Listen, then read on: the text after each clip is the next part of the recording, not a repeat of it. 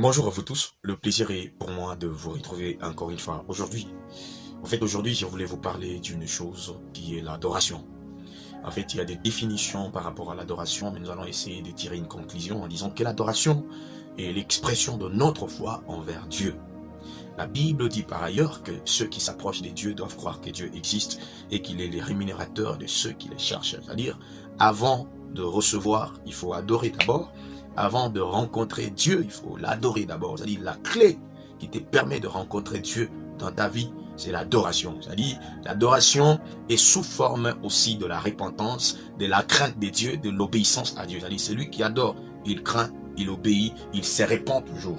Parce que la personne que nous adorons, elle est suprême, elle est censée être élevée au plus haut niveau de ce que nous croyons, de ce qui existe. C'est-à-dire, nous devons exprimer notre foi en Dieu par l'adoration. C'est une étape, un domaine de la vie chrétienne que nous ne pouvons pas sauter parce que nous devons chasser les démons ou parce que nous devons prophétiser. Que la prophétie ne remplace pas l'adoration. Que les démons, la chasse aux démons ne remplace pas l'adoration dans ta vie. Que la recherche de la délivrance ne remplace pas l'adoration dans ta vie. Par contre, une chose sûre qui peut provoquer la délivrance, le miracle dans ta vie, c'est l'adoration, bien-aimé dans les Seigneurs. Apprenons à adorer. Parfois, il faut qu'adorer précède chasser les démons, adorer précède de prophétiser pour qu'un miracle s'en suive.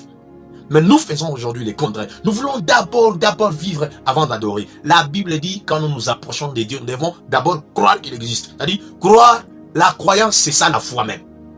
Et la foi, on l'exprime par l'adoration. Tu adores Dieu, c'est-à-dire tu crois qu'il va agir, il va guérir, il va délivrer, il va combattre pour toi. C'est ça, l'adoration.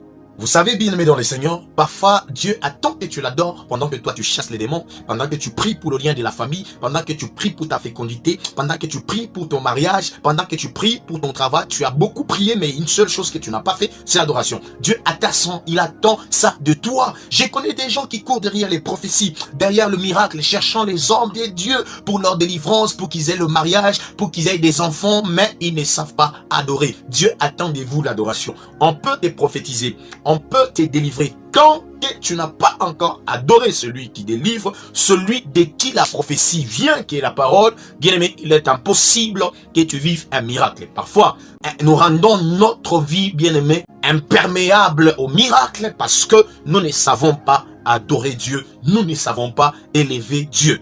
Quand nous élevons Dieu, il descend. La Bible dit, lorsque vous élèverez le Fils de l'homme, vous saurez qui il est. Bien aimé, quand tu n'as pas encore élevé, tu ne sauras rien. Tu ne vivras pas Dieu. Tu ne le verras pas dans ta vie. Apprends à adorer. L'adoration est l'expression de notre foi envers Dieu. L'adoration nous permet de prouver que notre Dieu existe. Il va agir. Il va rémunérer. Il va nous protéger. Il va guérir. Il va faire tout, bien aimé dans les Seigneurs. Et les gens verront.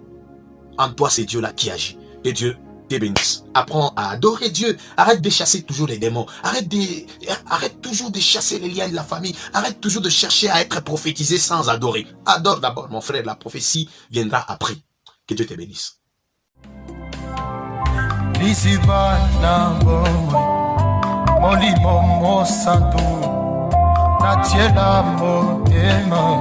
Atama yele sila